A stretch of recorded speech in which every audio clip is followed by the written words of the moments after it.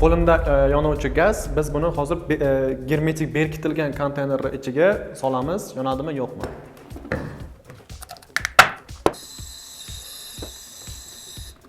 Biz buni olovini elektr ko'rinishda elektr chaqnashi qilib beramiz.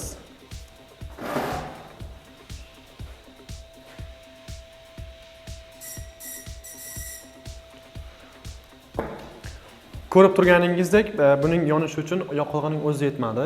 Biz bunga hozir kislorod qo'shamiz. Kislorod qo'shganimizda yonadi.